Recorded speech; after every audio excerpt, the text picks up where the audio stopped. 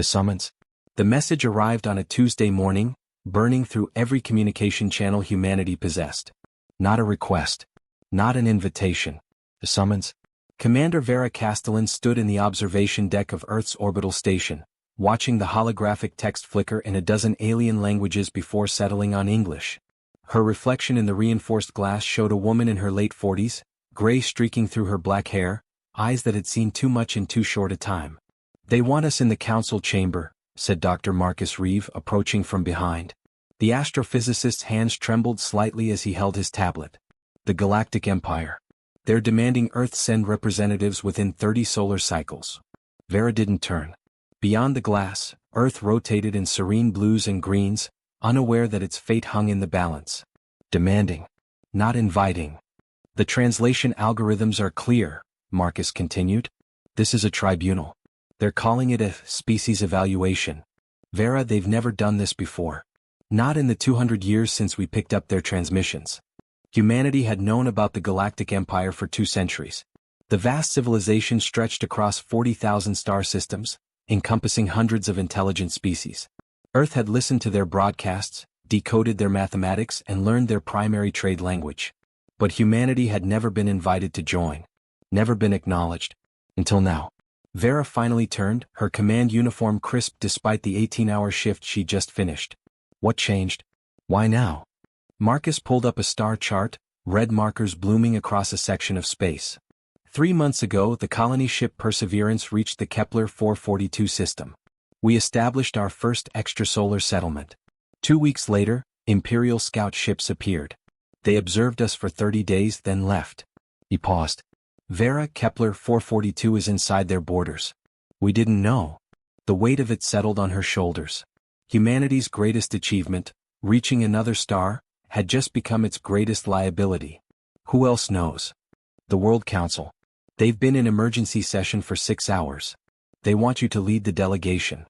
Vera laughed, but there was no humor in it. I'm a military commander.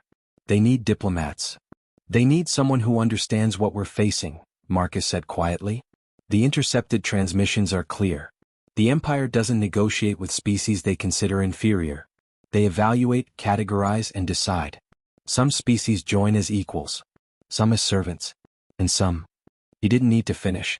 Both of them had studied the histories. The Empire had encountered 73 intelligent species in its recorded history. Only 49 still existed as independent entities. Vera moved to the command console, pulling up files she'd reviewed 1,000 times. The Empire's structure was Byzantine, a central authority called the Sovereign Assembly, governing through regional councils and sector magistrates. But true power rested with the Elder Worlds, the founding civilizations who had built the Empire millennia ago. "The Council Chamber," she said. "Where is it?" "Celestra Prime. The capital world. 47 light-years from Earth." Marcus highlighted a golden star on the chart. "They're sending a transport. We'll arrive in 12 days using their FTL technology. Faster than light travel. Something humanity had only theorized. The Empire wielded it casually, just one of countless technologies that made Earth seem primitive by comparison. "I'll need a team," Vera said, her mind already working through possibilities. "Scientists, linguists, historians. And Marcus, I'll need you." "Me?" The astrophysicist blinked. "I'm not qualified for. You're the only person who understands both their technology and ours well enough to translate between them. You're coming." Over the next week, Vera assembled her delegation. Alongside Marcus, she recruited Yuki Tanaka, a xenolinguist who had spent 15 years studying Imperial broadcasts, Professor Ade Okonkwo, a historian specializing in first contact scenarios, and Lieutenant James Cross, her security chief and the best tactical mind she'd ever encountered.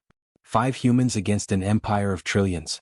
The transport arrived precisely when promised, a vessel so massive it cast shadows across entire continents. Its hull was smooth, organic-looking, shifting with colors humanity had no names for.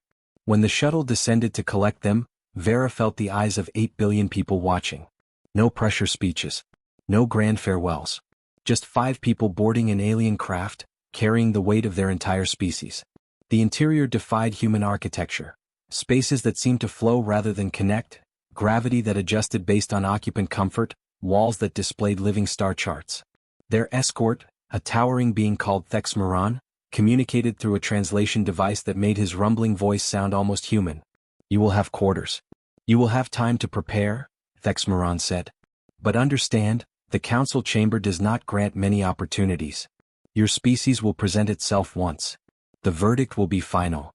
As the transport leaped into FTL, Earth vanishing behind them, Vera gathered her team in their shared briefing room. Listen carefully, she said. We're not going there to beg. We're not going there to plead for mercy. We're going to show them exactly what humanity is capable of. They think we're primitives who stumbled into their territory. Let's prove them wrong. Yuki looked up from her studies. And if they don't like what they see? Vera's expression hardened. Then we make sure they remember us anyway. The capital of stars. Celestra Prime materialized through the viewport like a jewel catching firelight. Vera had seen the simulations, studied the long-range images, but nothing prepared her for the reality. The planet glowed. Not with reflected starlight, but with its own luminescence, billions of structures covering every continent, each one a masterwork of engineering that made Earth's greatest cities look like crude sketches. Orbital rings encircled the world in perfect geometric patterns, and thousands of ships moved between them like blood cells through vast arteries. Estimated population? Lieutenant Cross asked, his tactical mind immediately calculating. Marcus consulted his tablet, then shook his head in disbelief. The readings don't make sense. The energy output suggests 70 billion inhabitants. Maybe more. And that's just on the planet itself. The orbital habitats could double that number. Professor Okonkwo whistled low. Earth's entire population would be a rounding error here. Their escort, Thexmoron, observed their reactions with something that might have been amusement. His species, the Vrynoth, stood nearly 8 feet tall, with crystalline skin that refracted light in hypnotic patterns. Celestra Prime has been the Empire's heart for 6,000 standard cycles. You are seeing the accumulated achievement of 49 civilizations working in concert. 49, Yuki repeated carefully. Not 73. The temperature in the room seemed to drop. Thexmoron's crystalline facets dimmed slightly. The council chamber will address such questions. It is not my place to educate primitives before their evaluation. The word hung in the air like a slap. Primitives? Vera kept her expression neutral, but her hand tightened on the armrest. We appreciate your restraint. If Thexmoron detected the sarcasm, he gave no indication. We will dock at the judicial spire in 1 standard hour. You will be provided accommodations and time to prepare your presentation. The evaluation will commence in 3 planetary rotations. 3 days. 72 hours to prepare humanity's case for existence. The judicial spire proved to be one of the orbital stations, though station felt inadequate for a structure larger than Earth's moon. Their quarters were luxurious in an alien way, with furniture that adjusted to their biology and walls that displayed calming scenes from dozens of worlds. But luxury couldn't disguise the truth. They were specimens under observation. Vera called the team together in the central chamber. Status reports. What have we learned? Marcus projected a holographic display. Their technology is centuries beyond ours in some areas but not uniformly. Their computing is actually less advanced than ours. They favor biological neural networks over quantum processors. Their medicine can regenerate limbs, but they still struggle with certain genetic diseases. They're not gods. They're just older. Culture? Vera turned to Yuki. The xenolinguist looked exhausted, her eyes red from analyzing continuous streams of imperial data. The Empire operates on a strict hierarchy system. Elder worlds at the top, then ascended worlds that prove themselves valuable, then servitor species who contribute labor but have no political voice. At the bottom? She paused. At the bottom are quarantined worlds. Species deemed too dangerous or too primitive to integrate. 24 species fall into that category, Professor Okonkwo added grimly. And according to the historical records Yuki translated, 8 species have been quarantined in the last 1,000 years alone. None have ever been released. Lieutenant Cross leaned forward. What about military capability? If this goes wrong? It won't, Vera cut him off. Because we're not going to give them a reason to see us as a threat. But continue. Cross pulled up tactical data. Their weapons technology is devastating. Plasma coherence weapons, gravitational manipulators, even experimental antimatter containment devices. In a straight fight, Earth wouldn't last a day. He paused. But they're bureaucratic. Decisions flow through command chains that span light years. They have power but they're slow to use it. Which means we have exactly one advantage, Vera said. They think they know us. They've observed us for months, reviewed our broadcasts, analyzed our technology. They think we're predictable. Marcus caught her meaning first. You want to surprise them. I want to terrify them, Vera corrected. Not with weapons. Not with threats. But with the realization that we're not what they think we are. Over the next 3 days they worked without sleep. Marcus and Yuki collaborated on a presentation that would showcase humanity's achievements, not in comparison to the Empire but on their own merits. Professor Okonkwo researched every species that had faced evaluation, looking for patterns, precedents, weaknesses in the Empire's judgment process. Lieutenant Cross did something different.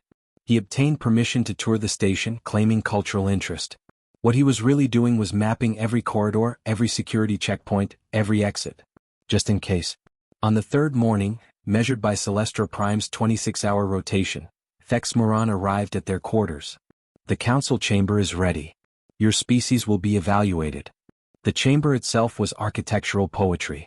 A massive sphere carved from what appeared to be a single crystal, it floated in the center of a larger chamber, surrounded by observation platforms at varying heights.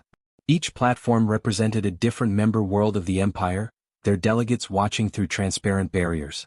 At the chamber's apex sat the Sovereign Assembly, 5 beings from the Elder Worlds, each one a living legend among their own species.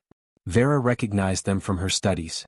Keth Soren of the Vrynoth, his crystalline body ancient and scarred. Mirela Dax of the Chuelian Collective, her telepathic presence so strong Vera could almost feel it pressing against her mind. Vorik the Implacable, a Dravnite whose species had conquered 3 galaxies before creating the Empire. And 2 others whose species humanity had no names for yet. The 5th seat at the center remained empty. Thexmoran led them to a platform at the chamber's base, deliberately lower than all others, Vera noticed. A power play. They wanted humanity looking up at its judges. Humans of Earth, Keth Soren's voice resonated through translation devices, somehow sounding like rocks grinding together. You stand before the Sovereign Assembly to answer for your species' transgression into Imperial space. Speak now. Explain why you should not be quarantined to your birth world for your civilization's duration. Vera stepped forward, her team flanking her. Every eye in the chamber focused on her, hundreds of species, thousands of individuals, all watching to see if humanity would beg for mercy. She smiled instead. With respect, Sovereign Assembly, I believe you've asked the wrong question. The human argument. Silence crashed through the council chamber like a physical force. In the 6,000 years of the Galactic Empire's recorded history, no species under evaluation had ever contradicted the Sovereign Assembly's opening statement. Keth Soren's crystalline form flared with colors that Vera's translator chip identified as surprise mixed with anger. Explain yourself, human. Carefully. Vera kept her posture relaxed, confident. Marcus had coached her on Imperial body language, showing fear or submission now would doom them. You asked why humanity shouldn't be quarantined. But that assumes we've done something requiring punishment. We haven't. We expanded to a star system we didn't know was claimed. An honest mistake, not a transgression. Ignorance is no defense, rumbled Vorik the Implacable. The Dravnite was massive, even-seated, his scaled hide bearing scars from wars fought before Earth had even developed language. Your species failed to verify territorial status before expanding. Recklessness. Or initiative, Vera countered. She gestured to Marcus, who activated their presentation. A holographic Earth appeared above them, then split apart to show its timeline. 100,000 years ago, our species existed in small tribes in Africa. 20,000 years ago we spread across our planet. 500 years ago, we began understanding the scientific principles governing our universe. 50 years ago we set foot on our own moon. And 3 months ago we reached another star. The hologram shifted, showing humanity's technological progression in accelerated time. We went from stone tools to interstellar travel in the blink of an eye, cosmically speaking. Not because we're reckless, but because we refuse to accept limitations. Mirela Dax leaned forward, her telepathic presence intensifying. Vera felt a gentle pressure against her mind, the Chuelian testing her mental defenses. Refuse to accept limitations? That sounds like the argument of a child who hasn't yet learned that some boundaries exist for good reason. Does it? Professor Okonkwo stepped forward, his deep voice carrying authority. Or does it sound like every species in this chamber before they achieved greatness? The Vrynoth were once confined to underwater cities, believing the surface world impossible to colonize. The Dravnites thought faster than light travel violated fundamental physics. Yet here you are, having overcome those impossible limitations. Another wave of silence. Several delegates in the observation platforms shifted uncomfortably. Yuki activated the next phase of their presentation, a compilation of human achievements but presented in an unusual way. Instead of our greatest technological marvels, she showed humanity at its most fundamental, a mother comforting a crying child. Scientists arguing passionately over theories. Artists creating works that moved others to tears. Soldiers defending strangers without hesitation.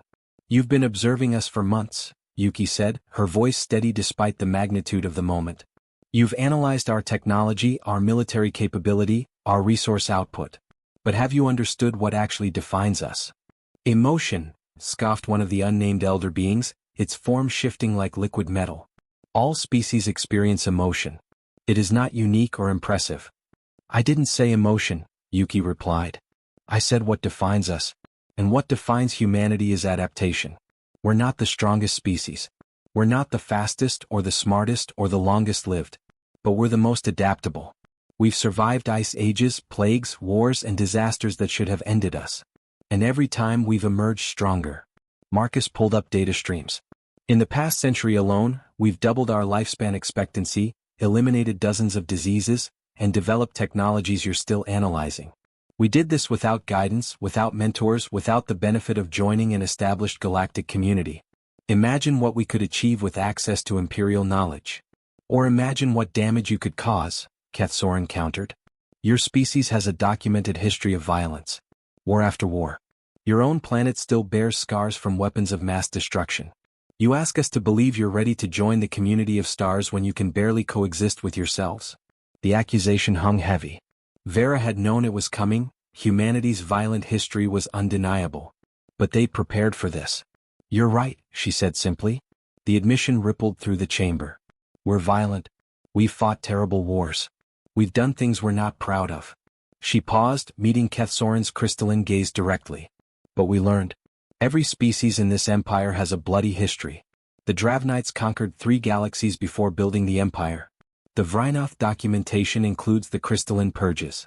The Chuelian collective's own records show 2 centuries of mental warfare against themselves.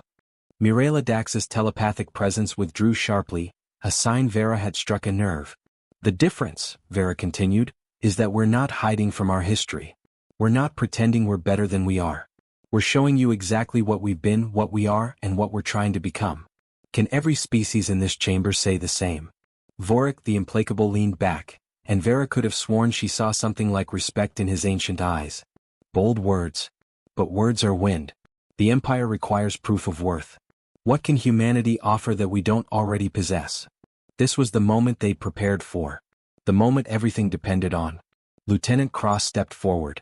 I'd like to present a tactical scenario if the assembly permits. Kethsorin's colors shifted to something Vera's chip translated as curiosity. Proceed. Cross projected a 3-dimensional battlefield. 3 months ago you observed our colony at Kepler 442. What you saw was a settlement of 10,000 colonists, basic defensive systems and resource extraction operations. Standard colonization, yes? Murmurs of agreement from the observation platforms. What you didn't see, Cross continued, and the projection shifted, was this. The colony transformed, revealing hidden compartments, concealed weapon systems, and a defensive network far more sophisticated than anything visible on the surface. Within 72 hours of detecting your scout ships, we converted a civilian colony into a fortress capable of holding off a strike force 10 times its size. Not because we wanted war, but because we didn't know your intentions. The chamber erupted in discussion. Cross pressed on. Furthermore, we did this using only materials already present in the colony. No reinforcements. No advanced warning. Just human ingenuity and our ability to adapt to threats we've never encountered before. You're admitting to deceiving our scouts, one of the elder beings said coldly. We're admitting to being prepared, Vera corrected. And to being smart enough not to show all our cards at once.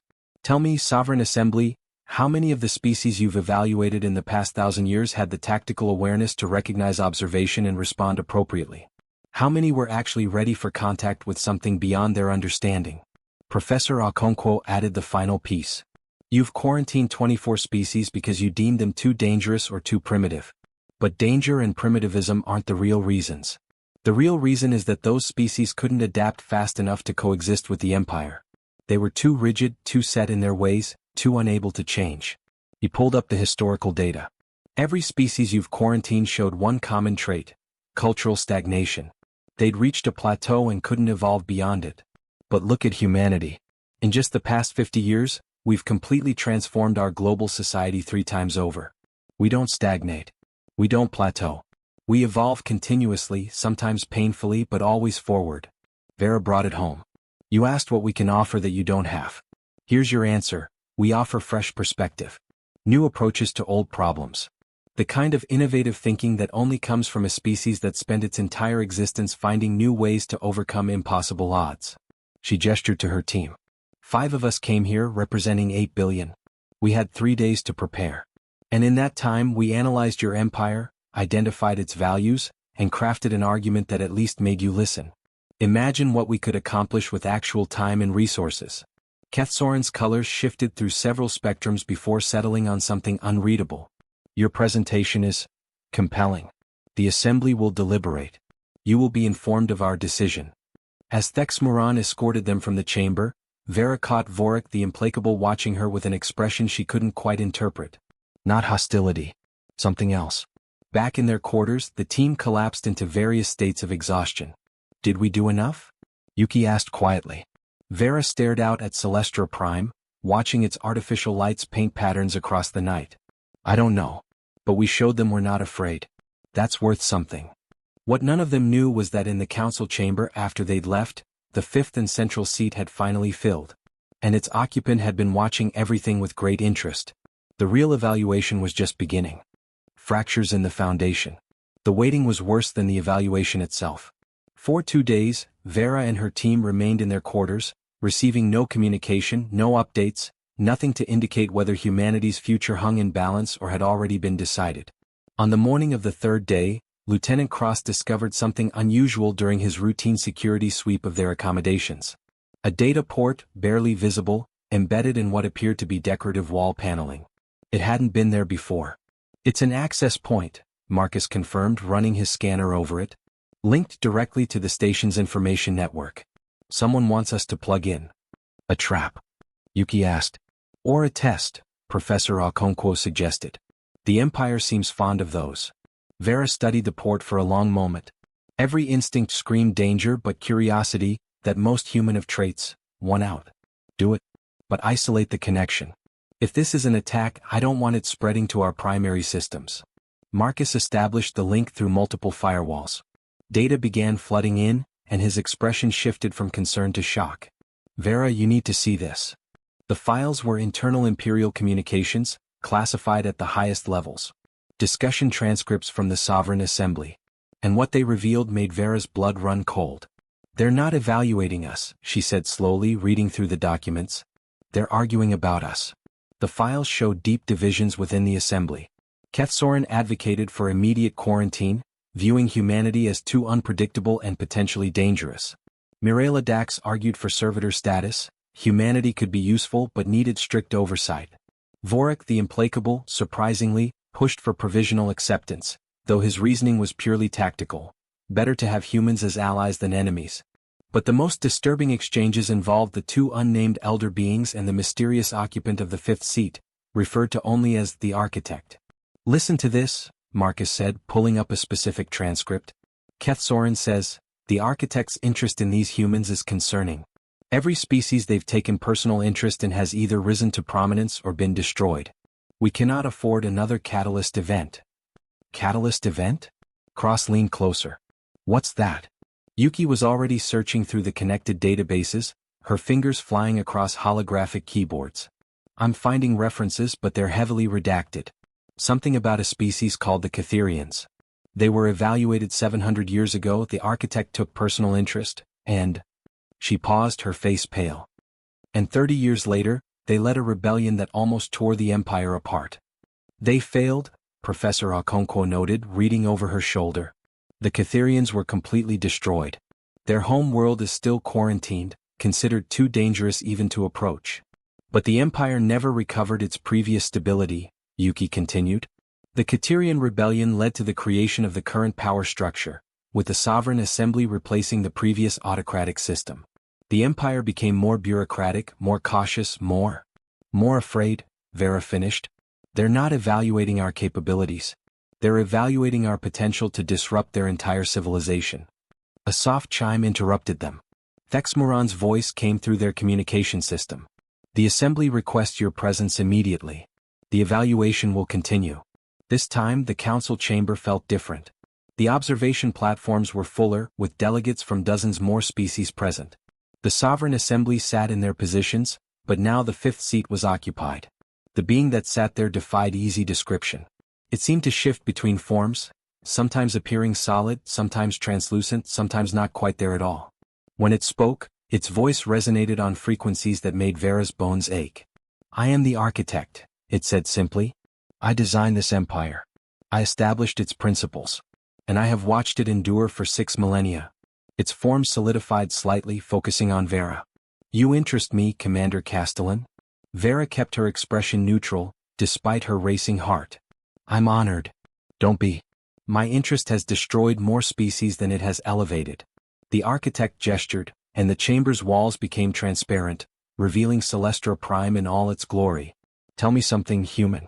When you look at this, the culmination of thousands of civilizations working in harmony, what do you see? It was another test, Vera realized. But of what? She looked at the gleaming world, its perfect orbital rings, its choreographed traffic patterns, its carefully maintained balance.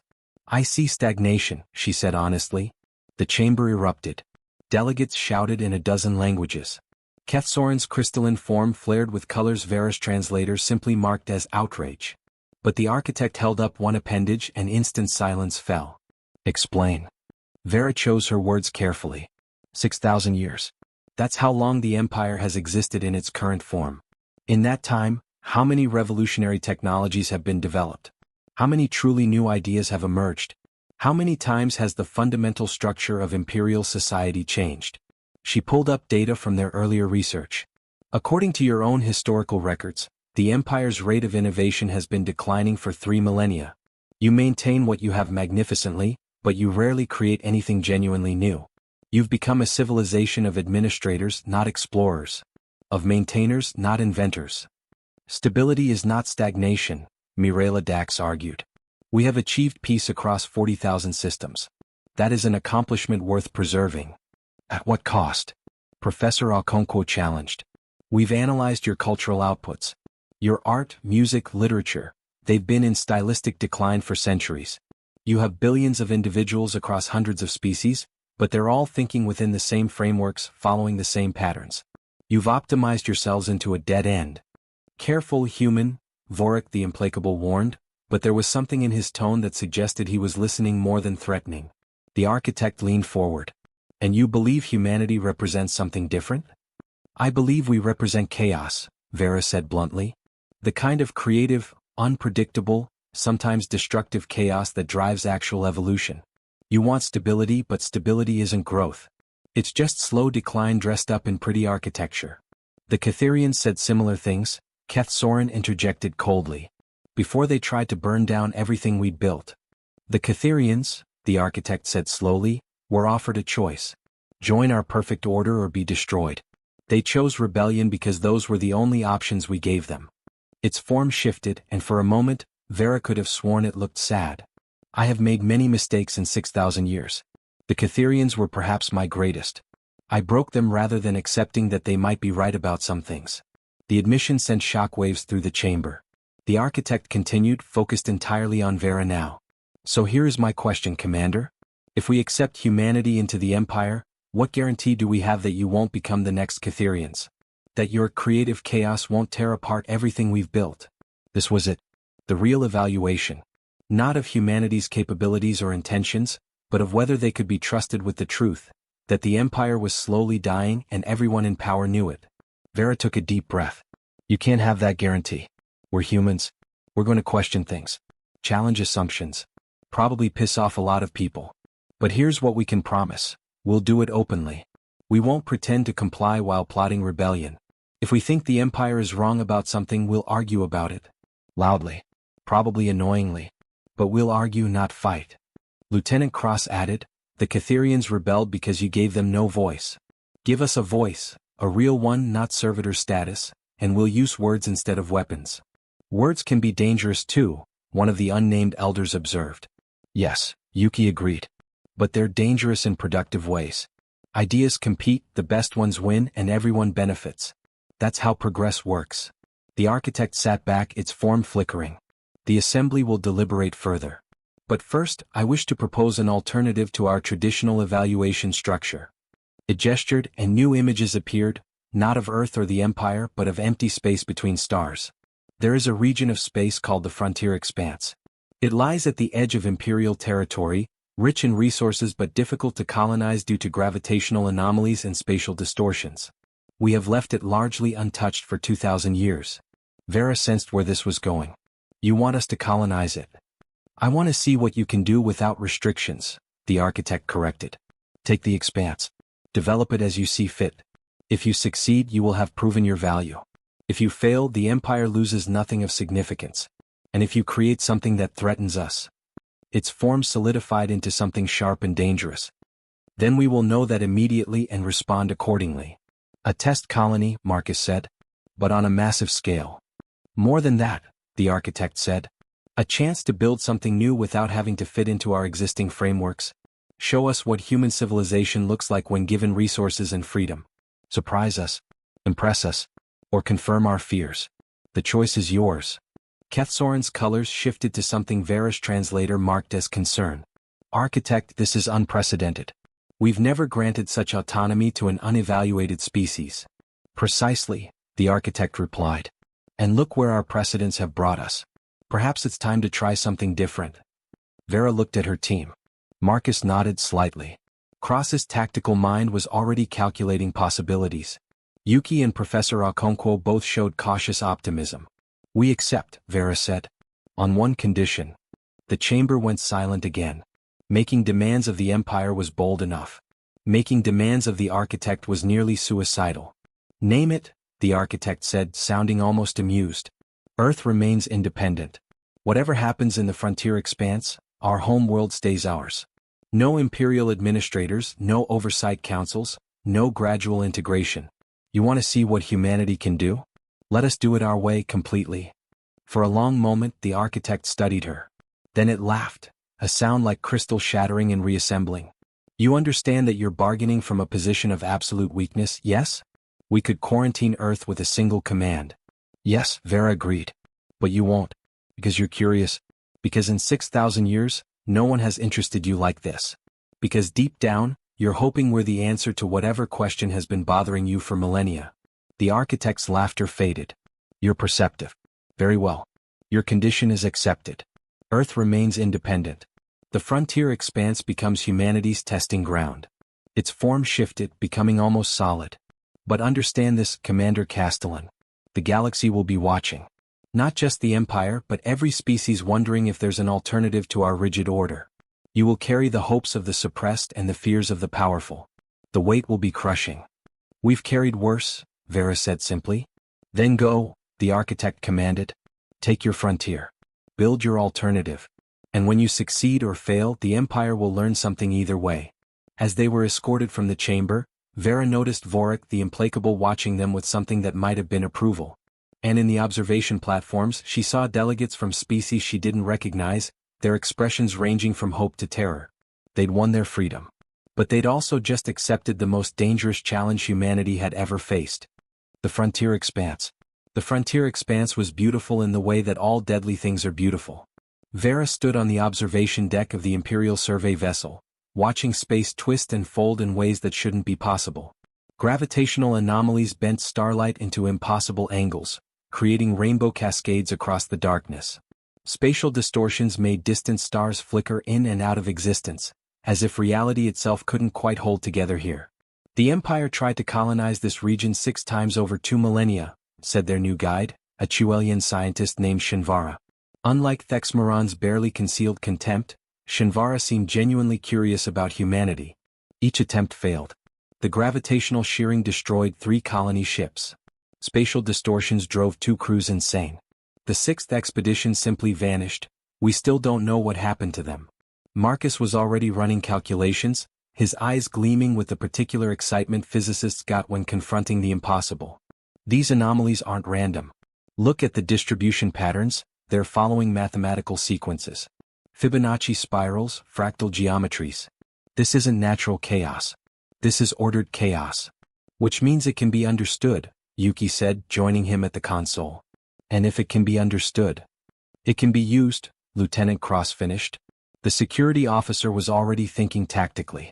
Those gravitational shears that destroyed colony ships? With proper mapping they could become defensive barriers. The spatial distortions? Navigation nightmares for enemies, advantages for us if we learn to predict them. Professor Okonkwo smiled. That's the human approach right there. Everyone else sees obstacles. We see opportunities. Shinvara's telepathic presence flickered with something that felt like approval. The architect chose well in selecting you for this challenge. Most species would have demanded safer territory. You see this region's potential. We see that you've been thinking about it wrong, Vera said, studying the star charts. You tried to colonize the expanse the same way you colonize stable space. Traditional approach, standard protocols. But this region requires something different. Over the next 3 weeks, humanity's first colonial fleet assembled at the expanse's border. It wasn't the largest colonization effort in imperial history. Only 50,000 volunteers had been selected from the billions who'd applied. But what the fleet lacked in size, it made up for in diversity and expertise. Engineers who'd built structures in Earth's harshest environments. Scientists who specialized in exotic physics. Military personnel trained in asymmetric warfare. Artists, philosophers, teachers, farmers. Every facet of human civilization represented in microcosm. Vera walked through the main colony ship, the horizon's edge, observing the organized chaos of preparation. In the agriculture bay, farmers from 12 different Earth cultures argued passionately about crop selection. In the engineering section, a teenager from Mumbai debated structural integrity principles with a veteran builder from Oslo. In the common areas, people traded languages, recipes, stories, fears, and hopes. We're not just building a colony, Professor Okonkwo observed, walking beside her. We're building a culture from scratch. No single nation, no dominant paradigm. Just humans figuring out how to be human in a completely new context. That's what the architect is really testing, Vera agreed. Not whether we can survive the expanse's dangers, but whether we can create something genuinely new. Something the Empire hasn't seen before. The first settlement site they chose was a planet designated FE7 by Imperial surveys. It orbited a binary star system, its rotation causing gravitational fluctuations that made traditional construction impossible. Previous surveys had dismissed it as uninhabitable. Marcus had other ideas. The gravitational fluctuations follow a predictable cycle. 17 hours, 23 minutes, 14 seconds, he explained to the assembled council of colony leaders. Instead of fighting the gravity shifts, we build with them. Flexible architecture, structures that can adapt their configuration based on current gravitational conditions. A structural engineer named Keiko Sato pulled up her designs. We're calling them fluid buildings. The framework remains constant, but the interior spaces reconfigure automatically. During high-gravity periods, rooms compress and strengthen. During low-gravity periods, they expand and provide more space. The buildings literally breathe with the planet. It's never been done before, someone objected. Exactly, Vera said. That's the point. The first 6 months were brutal. Despite their preparations, the expanse found ways to surprise them. A solar flare amplified by spatial distortions fried half their communication equipment. Gravitational shears shifted unexpectedly, destroying 2 cargo haulers. A bacterial organism native to FE7 proved resistant to every antibiotic they'd brought, causing a medical crisis that lasted 3 weeks. But humanity adapted. They always adapted. When traditional communications failed, Yuki's linguists developed a quantum-entangled messaging system using principles they'd observed in the spatial distortions themselves. When gravitational shears threatened shipping lanes, Cross's tactical team mapped the patterns and created navigation routes that actually used the shears for faster travel. Dangerous, but effective. When the bacterial infection spread, their medical team synthesized an entirely new class of antibiotics using local organisms. Each solution was unconventional. Each solution was human. 6 months in, Shinvara arrived for the first official Imperial inspection. Vera met her at the landing platform of their central settlement, now a thriving community of 15,000. The Chuelian scientist looked around in visible confusion. This is not what I expected. The settlement didn't look like any imperial colony. Instead of the uniform, efficient architecture the Empire favored, FE7 structures were wildly varied, each neighborhood designed by its inhabitants, reflecting different Earth cultures and philosophies. Buildings shifted their shapes with the planet's gravity cycles. Parks incorporated native flora alongside Earth plants, creating ecosystems that shouldn't work but somehow did. Art was everywhere, murals, sculptures, performance spaces, integrated into daily life rather than segregated into cultural districts. It's chaotic, Shinvara said. It's alive, Vera corrected. Come. I'll show you what we've accomplished. Over the next week, Vera took Shinvara through every aspect of the colony. The quantum-entangled communication network that now connected all of humanity's settlements in the expanse, providing faster and more reliable communication than traditional imperial systems. The gravity-adaptive architecture that had sparked interest from 3 imperial engineering corps. The medical advances that were already being requested by other species. The agricultural innovations that could triple food production in variable gravity environments. But what seemed to affect Shinvara most was something simpler. In the central plaza, a group of children played, human children alongside the children of several other species whose parents had requested permission to join the colony. A Vrynoth child's crystalline form refracted light in patterns that made the human children laugh.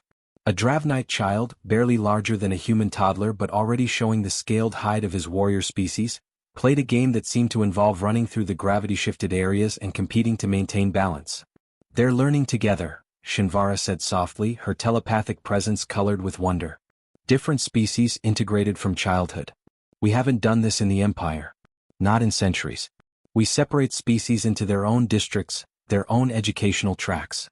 But you're just mixing everyone together? Why wouldn't we? Professor Okonkwo had joined them. Human children grow up with dozens of different cultures on Earth.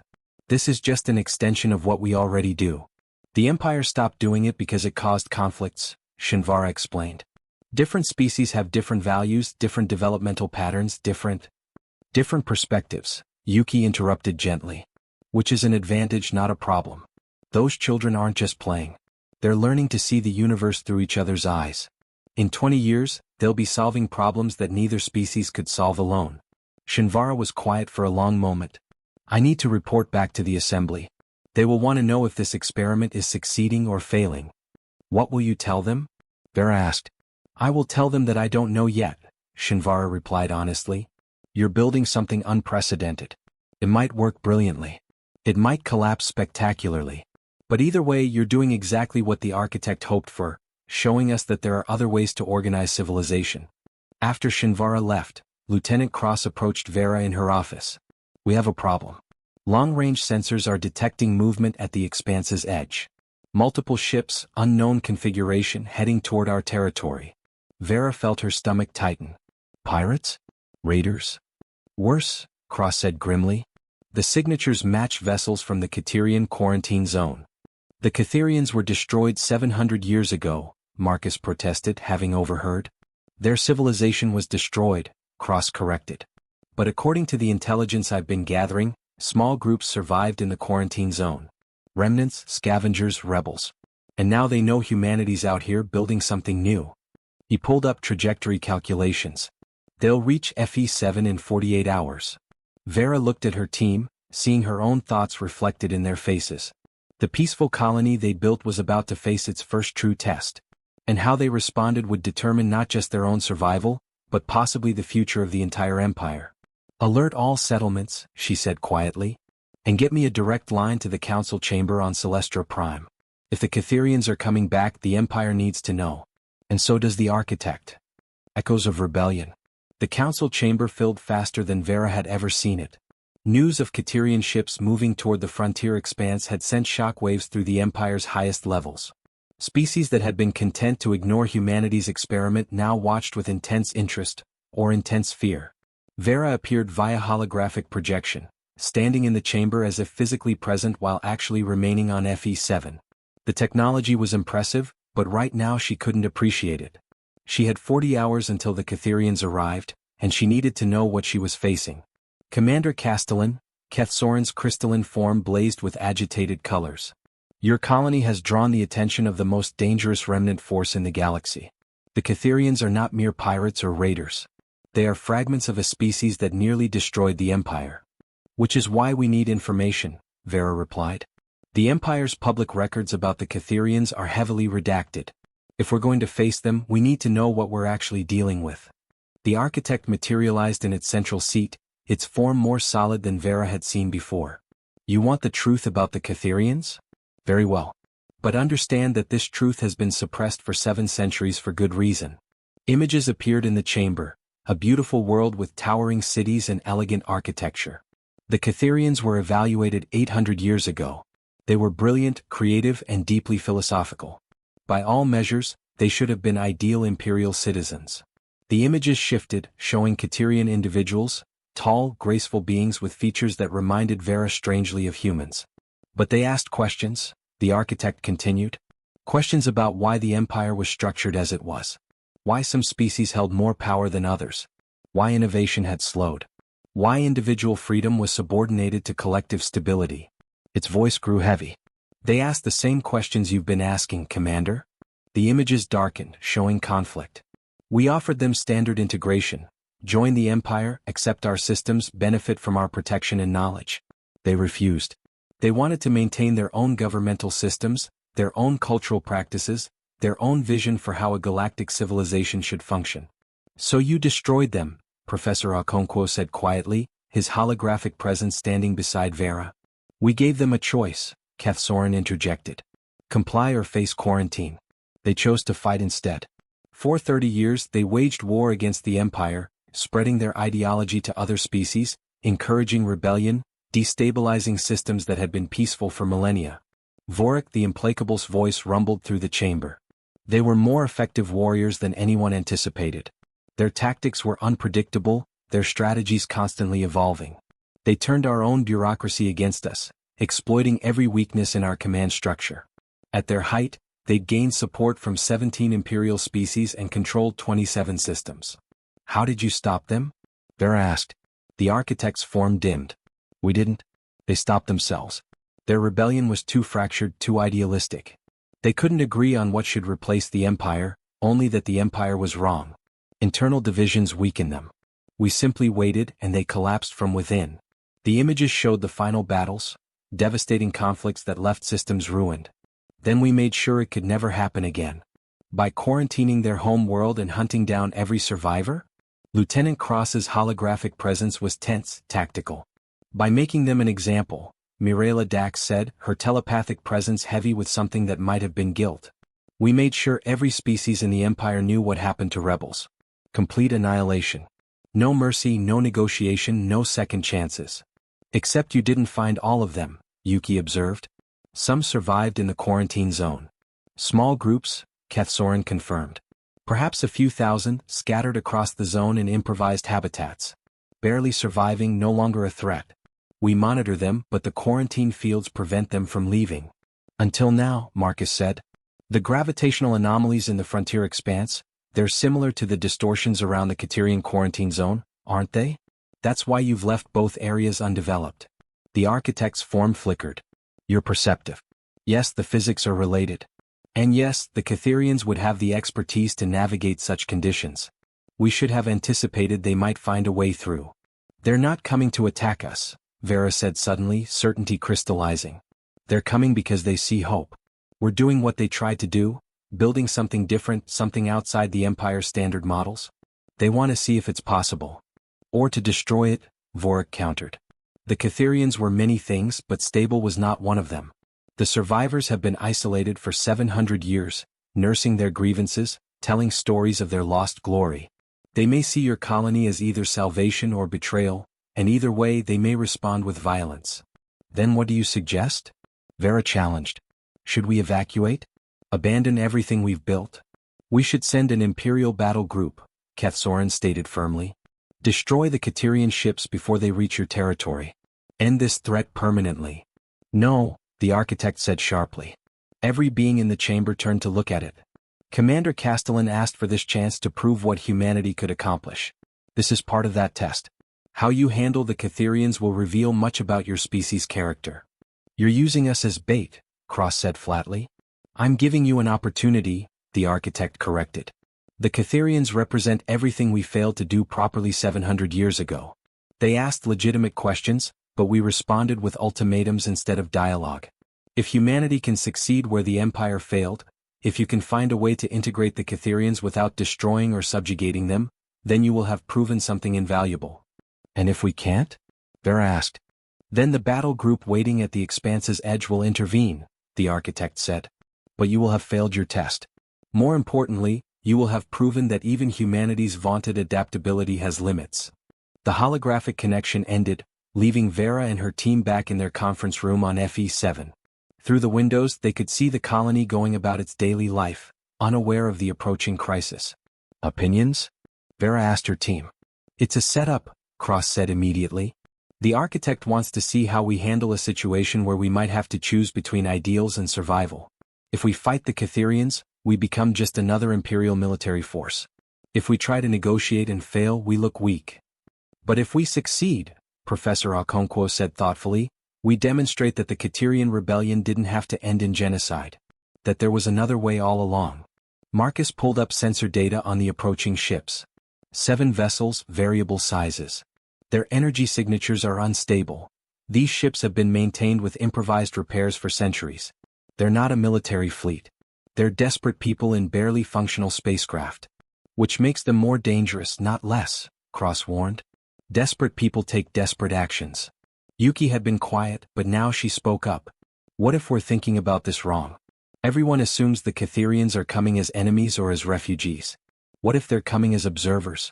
They want to see if what we're building is real, or just another imperial trick. Vera stood, decision crystallizing. Then we show them it's real. We don't meet them with weapons or with submission. We meet them with honesty. She turned to her team. Prepare a communication package. Everything about our colony, the good, the bad, the successes, the failures. Send it to those ships on an open channel. Let them see exactly what we are before they arrive.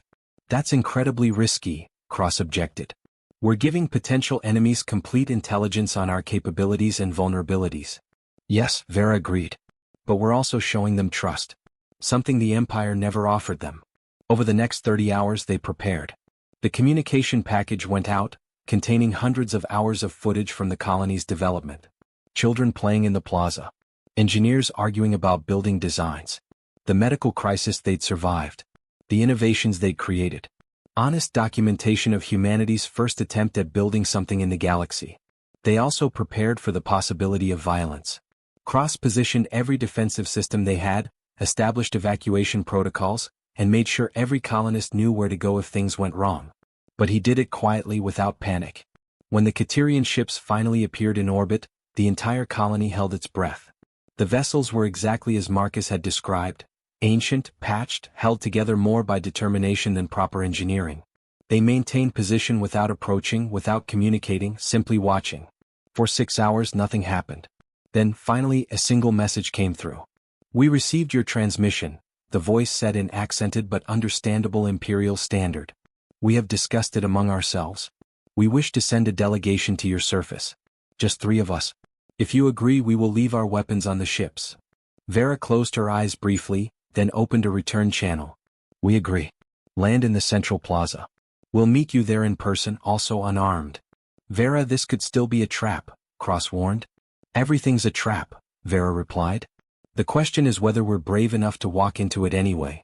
The shuttle that landed in the plaza was small and battered, its hull scarred by centuries of hard use.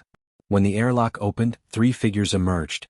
They were tall, nearly 7 feet, with features that were almost human but not quite, eyes slightly too large, skin with a faint iridescent quality, movements that suggested grace born from living in variable gravity.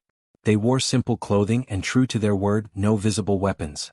The one in front stopped 10 feet from Vera and her team. For a long moment they simply looked at each other. 2 species separated by history and circumstance, meeting in the shadow of an empire that had destroyed one and was testing the other. Then the Caterian spoke and tears ran down its iridescent face. You have children of different species learning together, it said quietly. We tried to do that once. The Empire told us it was inefficient, that it caused more problems than it solved. They made us stop. The Caterian's voice broke. Seeing your children in your transmission, seeing them laugh and play and learn together, that was everything we tried to build. Everything we lost. Vera felt her throat tighten. What are your names? I am Kethvaron, the leader said. These are Cyril Mora and Thane Kess. We represent the last 3,000 Catherians in existence. We came because we had to know if what you're building is real, or if it's just another imperial lie. It's real, Vera said simply. Messy, imperfect, sometimes frustrating. But real. Then we have a request, Kethvaron said. Let us stay. Not as conquerors, not as refugees demanding charity. But as participants. Let us help you build this thing that we couldn't build ourselves. Let us prove that the Caterian vision wasn't wrong, just premature. Behind Vera, her team shifted uncomfortably. This moment would define everything. The Empire was watching. The architect was watching. And somewhere in the council chamber, species across the galaxy were holding their breath, wondering if humanity would succeed where the Empire had failed 7 centuries ago. Vera extended her hand, the universal human gesture of greeting and agreement. Welcome to the frontier expanse, she said. Let's build something worth remembering. The new foundation. The integration of the Catherians sent shockwaves through both the frontier expanse colony and the Galactic Empire. For 3 days, the council chamber remained in continuous session, debating the implications. Keth Soren had demanded immediate military intervention. Commander Castellan has violated the fundamental principle of the Caterian quarantine. She's harboring rebels, the very species that nearly destroyed our civilization. But the architect had remained unmoved. She's doing exactly what we asked, building something new. If we intervene now, we prove that we never intended to give humanity a genuine chance. We prove that we learned nothing from the Caterian rebellion. On FE7, the reality was more complex than any council chamber debate could capture. 3,000 Catherians, the last survivors of their species, faced the challenge of integrating with a human colony that had its own still-developing culture. Vera stood in what had become their central meeting hall, watching representatives from both species argue about resource allocation. It was heated, passionate, and occasionally descended into shouting matches. It was also, she realized, exactly what democracy looked like. The Catherians need medical facilities specifically designed for their biology, argued Dr. Sarah Chin, one of the colony's leading physicians. But that will divert resources from expanding our existing hospital. Then we build both, countered Kethvaron, who had rapidly become the unofficial leader of the Caterian survivors. Your engineers have shown us your adaptive architecture. Why not create a medical facility that can reconfigure itself for different species? Because that's never been done before, someone objected. Neither has any of this, Professor Okonkwo pointed out with a slight smile. That seems to be our specialty. Marcus had taken personal interest in the Caterian ships, and what he'd learned fascinated him. Vera, you need to see this. He led her to one of the Caterian vessels, now docked at their expanded orbital station. Inside, the technology was ancient but brilliant. Systems that shouldn't work but did, held together by improvisation and ingenuity. Look at this power distribution network, Marcus said, practically vibrating with excitement. They've been surviving on 1/10 the energy a normal ship needs. They've created efficiency protocols that make Imperial engineering look wasteful. And this, he indicated a navigation system that looked like it was built from spare parts and prayers. This is how they escaped the quarantine zone. They mapped the gravitational distortions using mathematics we're only beginning to understand. Cyril Mora, one of the Caterian scientists, approached. Their species aged differently than humans, but something about Cyril Mora's bearing suggested deep weariness. We had 700 years to study those distortions. When your survival depends on understanding every aspect of your prison, you become very motivated to learn. Prison, Marcus repeated softly. Is that how you think of the quarantine zone? It was a prison, Cyril Mora stated flatly. But it was also a laboratory, a school, a monastery. We had time to think about what went wrong. Why our rebellion failed. What we should have done differently. They paused. We concluded that we were too angry. Too absolute in our demands. We wanted to tear down the empire without having a clear vision of what should replace it. And now? Vera asked. Now we have a chance to do it right, Cyril Mora said. To build rather than destroy. To prove that the questions we asked weren't wrong, just our methods of forcing the answers. Over the following months, something remarkable happened. The integration of Caterian knowledge and human innovation created synergies nobody had anticipated. Caterian efficiency protocols combined with human adaptive engineering. Katerian philosophical frameworks merged with human pragmatic experimentation. The colony didn't just grow, it transformed. They built the medical facility that could reconfigure itself, and it became a model that 3 other imperial species requested blueprints for. They created a hybrid governmental system that balanced individual freedom with collective needs, drawing on both human democratic traditions and Katerian consensus models. They developed agricultural techniques that worked in variable gravity by combining Earth's genetic diversity with Katerian understanding of exotic physics. But the most significant change was cultural. The children who had been playing together in the plaza, human, Vrynoth, Dravnite, now included young Katherians. The next generation was growing up in a society that had never known the old divisions, the old fears, the old certainties. 6 months after the Katherians' arrival, Shinvara returned for another inspection. This time she brought a larger delegation, representatives from a dozen imperial species, all watching with intense interest. "Show me everything," Shinvara said. "The assembly needs to understand what you've actually accomplished here." Vera took them on a comprehensive tour. They saw the orbital construction yards where humans and Katherians worked side by side, building ships that incorporated technologies from both civilizations. They visited the educational facilities where children learned in mixed-species cohorts, their curricula developed by teachers from 4 different civilizations.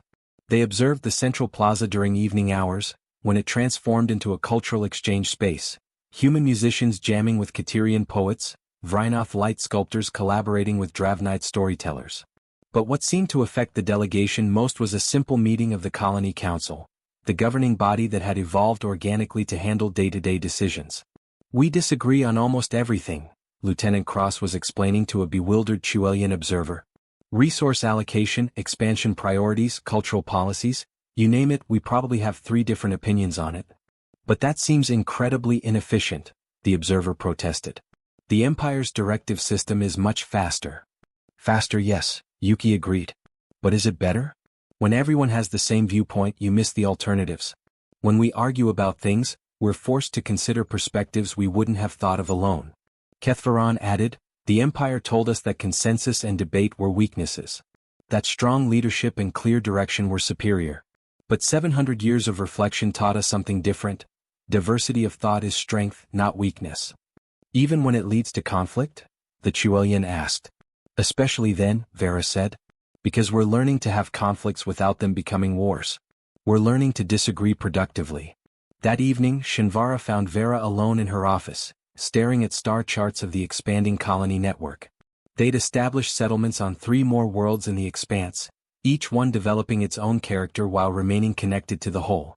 "I'm going to tell the assembly something they don't want to hear," Shinvara said quietly. Her telepathic presence felt troubled. "What you're building here works better than any imperial colony. Your innovation rate exceeds ours. Your integration of different species is more successful than any comparable imperial project. Your governmental system, while messy, actually responds to problems faster than our bureaucracy can." "Why would the assembly not want to hear that?" Vera asked. "Because it means we've been wrong," Shinvara replied.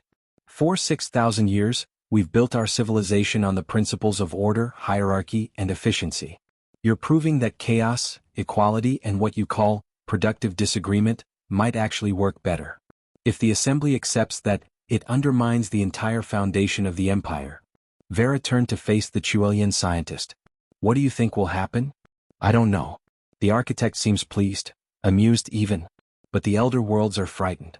Some are calling for your experiment to be terminated before it spreads further. Others want to quarantine the entire expanse, to contain what they see as a dangerous ideology." Shinvara's telepathic presence flickered. "There's going to be a final evaluation. A judgment on whether humanity's approach represents the future or a threat." "When?" "1 month. The assembly is giving themselves time to review all my findings, to debate the implications. Then they'll summon you back to the council chamber for a final verdict." After Shinvara left, Vera gathered her core team. Marcus, Yuki, Professor Okonkwo, Lieutenant Cross, and now Kethvaran, the 5 humans and 1 Katerian who had become the colony's de facto leadership. "They're going to judge us again," Vera said. 1 month to prepare for what might be our final defense. Or our final defiance," Kethvaran said quietly. "If they rule against us, will you submit to imperial authority?" Vera met the Katerian's large eyes. "Would you?" "No," Kethvaran admitted. We tried that once. It didn't work. But I'm asking you because this time it's different. This time you have a choice I never had. You can walk away from this, take your people back to Earth and live in peace. The Empire won't punish you for trying. But if you fight them. We all know how that ends, Marcus finished. The Caterian rebellion showed us exactly what the Empire does to species that openly defy them. Unless, Professor Okonkwo said slowly, we give them a reason not to fight. Not through submission, but through demonstration that there's more to lose by destroying us than by accepting us. Elaborate, Vera said. The Empire's innovation rate has been declining for millennia. Everyone knows it even if they don't talk about it openly. But in less than a year, we've created technologies and social models that multiple imperial species are already requesting to copy. What if we make ourselves indispensable? What if the Empire needs us more than we need them? Lieutenant Cross shook his head. That's a dangerous game. Making yourself indispensable also makes you a target. If we have something they need, they might just take it by force. Not if it only works because of how we organize ourselves, Yuki countered. Our innovations aren't just technological, they're social. You can't copy our medical facility without understanding why we built it collaboratively. You can't replicate our hybrid ships without understanding how human and Caterian engineers learned to merge their knowledge bases. The technology is inseparable from the culture that created it. Kethvaron leaned forward. You're suggesting we become a model. Not a threat to be eliminated, but an example to be studied. More than studied, Vera said, the strategy crystallizing in her mind. We become a proof of concept. We show the Empire that there's a third option beyond their rigid hierarchy and the chaos of rebellion. A middle path that preserves individual freedom while building collective strength. That's what we tried to argue 700 years ago, Kethvaron said. The Empire didn't listen. Because you were arguing from a position of rebellion, Professor Okonkwo explained. You were demanding they change while also attacking them. We're different. We're not attacking anyone. We're just building something better and inviting them to learn from it. Over the next month, they prepared not a defense, but a proposal. They documented every innovation, every success, every challenge overcome. They showed the economics, how their colony had become self-sufficient faster than any comparable imperial settlement. They demonstrated the social cohesion, surveys showing higher satisfaction rates among colonists than typical imperial citizens reported. They proved the strategic value, how their understanding of the expanse's anomalies gave them capabilities the Empire had never achieved. But most importantly, they prepared something unprecedented, an invitation. We're inviting imperial species to send observers, Marcus explained to the Colony Council. Not administrators or inspectors. Observers. Scientists, philosophers, ordinary citizens who want to see if there's an alternative way to organize civilization. We'll teach them everything we know. We'll show them everything we do. No secrets, no hidden agendas. That's incredibly dangerous, someone objected. What if they steal our innovations and then quarantine us anyway? Then at least the ideas survive, Yuki replied. And ideas are harder to quarantine than people. When the final summons came, Vera didn't travel alone. 50 colonists accompanied her to Celestra Prime, humans, Catherians, and representatives of the other species who had joined their experiment. They arrived not as supplicants begging for acceptance, but as equals presenting an alternative vision. The council chamber was packed. Every observation platform filled with delegates who understood that this moment would define the Empire's future direction. Would it cling to its ancient ways, or would it accept that humanity and the Catherians together had discovered something worth preserving? The Sovereign Assembly sat in judgment, but this time the architect spoke first. Commander Castellan, you were given the frontier expanse as a test. A chance to prove that humanity could offer something the Empire lacked. But you did more than that. You accomplished what I failed to do 700 years ago. You found a way to integrate the Caterian vision without destroying it. The architect's form solidified, becoming more real than Vera had ever seen it. I have spent 6,000 years building and maintaining this empire. I have made it orderly, efficient, and stable. But Commander, I have also made it stagnant. I have built a civilization that preserves itself so perfectly that it has forgotten how to grow. Kethsoren's crystalline form flared with alarm. Architect, you cannot be suggesting. I am suggesting exactly what you fear, the architect interrupted. That the Frontier Expanse experiment has succeeded beyond our expectations. That humanity has proven there are other ways to organize civilization. And that the Empire must either evolve or accept that it is slowly dying. Vorik the Implacable rose from his seat, a gesture of respect among his species. The humans and Catherians have built something remarkable. But opening the Empire to their methods will cause chaos. Centuries of stability could unravel. Yes, the architect agreed. It could. But consider the alternative. We maintain our perfect order while slowly ossifying, until some external force shatters us because we've become too rigid to adapt. The humans have shown us that controlled chaos, productive disagreement, experimental governance, cultural fusion, can create strength rather than weakness. Mirela Dax's telepathic presence swept across the chamber, and Vera felt the Chuelian probing not just her mind but the minds of the other colonists present. After a long moment, Dax spoke. I sense no deception. They genuinely believe in what they've built. And more surprisingly, they're genuinely willing to share it freely. Of course we are, Vera said, stepping forward. Because we're not trying to replace the Empire. We're offering to complement it. Think of the frontier expanse as a laboratory, a place where ideas can be tested, refined, and offered back to the Empire without risk to your core systems. Some experiments will fail. Some will succeed. But either way, everyone learns. Professor Okonkwo activated their presentation, and the chamber filled with holographic data. We've prepared a proposal. The frontier expanse becomes an autonomous region within the Empire, self-governing but still connected. Any Imperial species can send observers, students, or settlers if they wish. We'll share all our innovations freely. In exchange, we ask only that you let us continue developing without interference. You're asking for what the Catherians demanded, Kethsorin said coldly. Independence within the Empire. It didn't work then. Why would it work now? Kethvaran stood, their tall form radiating dignified sadness. Because we were angry. We made demands from a position of resentment and righteousness. The humans are offering collaboration from a position of hope and generosity. The words may sound similar, Kethsorin, but the spirit is completely different. And because times have changed, Marcus added. 700 years ago the Empire was still young, still confident. Accepting the Caterian demands might have looked like weakness. But now, the Empire is mature enough to accept that there are multiple valid approaches to civilization. Yuki pulled up comparative data. Since the frontier expanse began, 12 Imperial species have requested permission to send observer missions. 8 have asked if they can establish experimental colonies using similar governance models. The demand is coming from within the Empire itself. Citizens who want alternatives, who want to try new approaches. Are you going to deny them that? We might have to, one of the unnamed elder beings said. If allowing such experimentation causes the Empire's cohesion to fracture. Then you'll have learned something valuable, Lieutenant Cross interrupted. That your cohesion was based on coercion rather than genuine buy-in. Better to learn that now and address it than to pretend everything is fine while discontent grows. The chamber erupted in debate.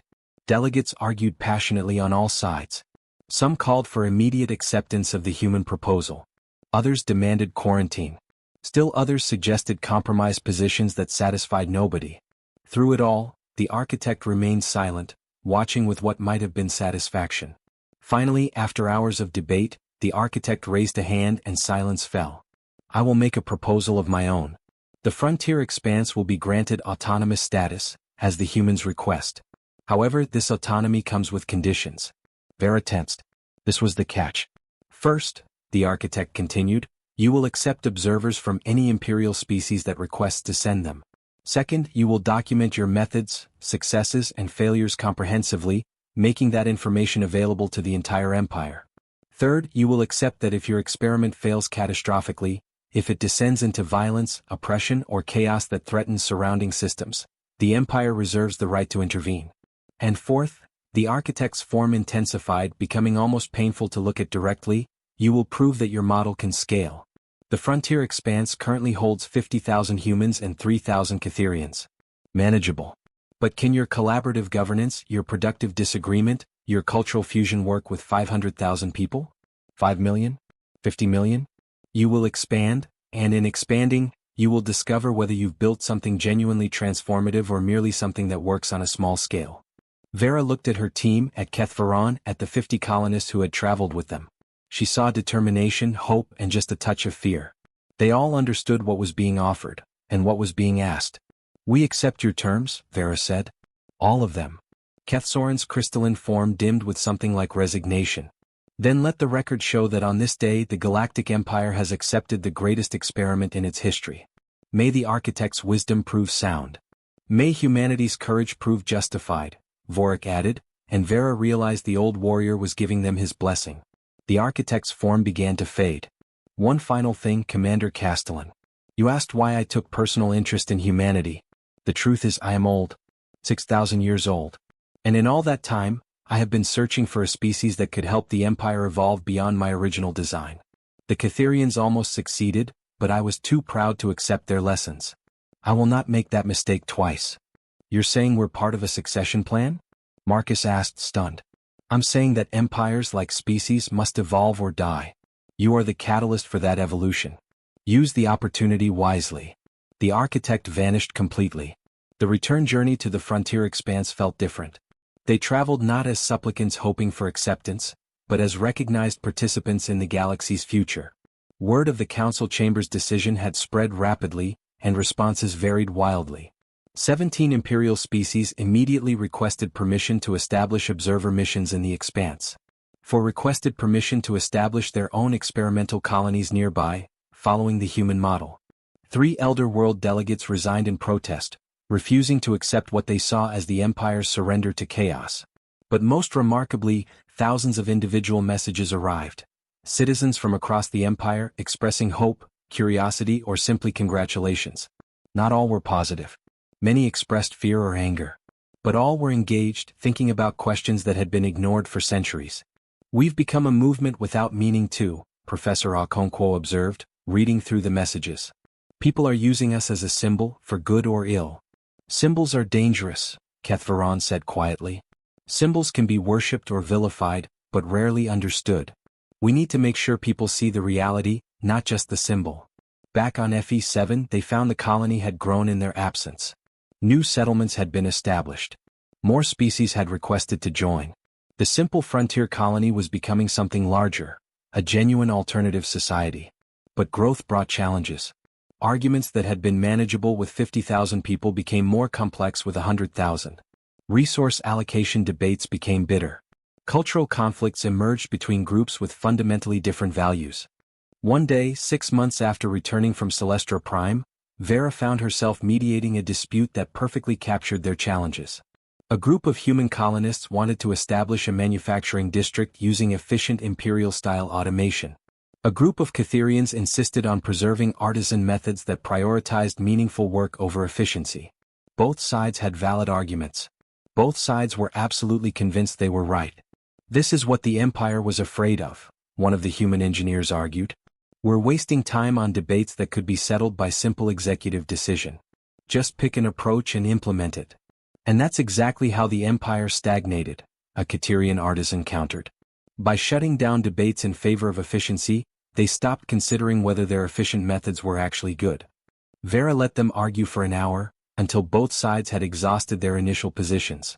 Then she asked a simple question, what if you're both right? That's impossible, the engineer protested. We can't have both automated efficiency and artisan methods in the same district. Why not? Yuki had joined the meeting. Why does it have to be one or the other? What if we create zones for different approaches? Automated manufacturing for goods where consistency matters most. Artisan production for goods where uniqueness adds value. Then let consumers choose which they prefer. That's inefficient, someone objected. It's experimental, Professor Okonkwo corrected. We learn which approach works better for which products. Maybe we discover that automation is superior for some things but inferior for others. Maybe we find that hybrid approaches work best. But we only learn by trying multiple methods simultaneously. The dispute didn't end cleanly. It ended messily with a compromise that satisfied nobody completely but gave everyone something. The manufacturing district split into zones, each using different methods, all competing and collaborating simultaneously. It was inefficient. It was chaotic. And 3 months later, it was producing better results than any comparable Imperial facility. This is what productive disagreement looks like, Lieutenant Cross observed, watching the manufacturing district operate. It's not comfortable. It's not clean. But it works. 1 year after the final evaluation, Shinvara returned for what had become a regular inspection. But this time she brought someone unexpected, a young Chuelian scientist named Vailrin. My daughter, Shinvara explained. She has requested permission to join your colony as a permanent resident. To learn your methods firsthand. Vera looked at the young Chuelian, seeing hope and determination in her telepathic presence. Why? Because the Empire is changing, Valerin said. Slowly, reluctantly, but changing. And it's changing because of what you're building here. I want to be part of that. I want to learn how to bring productive disagreement back to Quelia Prime. Over the following months, more came. Not just observers or students, but permanent settlers, individuals from across the Empire who wanted to be part of the experiment. The population doubled, then tripled. New settlements spread across the expanse, each developing its own character while maintaining connection to the whole. And with each new wave of settlers came new challenges. Species with fundamentally incompatible biologies had to find ways to share spaces. Cultures with opposing values had to negotiate common ground. Political philosophies that contradicted each other had to coexist without descending into violence. They didn't always succeed. Some experiments failed. Some communities fractured. Some individuals left, disillusioned or frustrated. But more stayed and more kept coming. 3 years after the final evaluation, Vera stood in the same spot where she'd first watched FE7 from orbit. But now, instead of one world with a single settlement, she looked at a network of 9 worlds, each with multiple thriving communities. The population had grown to nearly 1 million, representing 43 different species. Still think we can make this work? Marcus asked, joining her. I have no idea, Vera admitted. Some days I'm convinced we're building the future. Other days I'm certain we're creating a disaster waiting to happen. That's called uncertainty, Professor Okonkwo said, appearing with Kethvaran. The Empire eliminated uncertainty through rigid control. You've reintroduced it through genuine freedom. It's terrifying and exhilarating simultaneously. Kethvaran looked at the sprawling network of settlements with an expression Vera couldn't quite read. My species tried to force change through rebellion. We failed. You're enabling change through demonstration. I don't know if you'll succeed, but at least you've given the dream another chance. That evening they received a message from the architect, the first direct communication in 3 years. Commander Castellan. I am pleased with your progress. Concerned about some developments. Fascinated by your capacity to turn setbacks into learning opportunities. The Empire watches your experiment with increasing interest. Some want you to succeed. Some want you to fail. All are paying attention. That alone is an achievement worth noting. The message continued, but I must warn you. Your success has made you influential. Influence attracts not just admirers but threats. There are factions within the Empire that see your model as existential danger. They may attempt to undermine you through means that avoid direct confrontation. Be vigilant. Be wise. But above all, continue being human, adaptable, creative, and willing to embrace productive chaos. The message ended with words that would echo through the frontier expanse for generations. You asked the Empire to imagine a different future. Now you must build it. The galaxy is watching. Make it worth watching. Vera looked at her team, the humans and Catherians who had started this journey, now joined by dozens of other species all committed to the same experimental vision. Well, she said. We'd better not disappoint them. Epilogue, 20 years later. The council chamber on Celestra Prime looked the same as it had 2 decades earlier, but everything else had changed. Where once 5 humans had stood arguing for their species' survival, now representatives from the frontier expanse occupied a permanent observer platform, not as supplicants but as equals. Commander Vera Castellan, now retired from active leadership but still serving as an advisor, watched as Valerin, the young Chuelian who had joined their colony years ago, presented a report to the Sovereign Assembly. The frontier expanse now encompasses 43 star systems and a population of 57 million, Valerin reported. We have contributed 83 significant technological innovations to the Empire, including medical advances that have extended average lifespan across 12 species. We have also contributed 72 new governance models, 17 of which have been adopted in modified form by Imperial worlds. More significantly, she continued, we have demonstrated that cultural fusion, productive disagreement and experimental governance can scale beyond small colonies.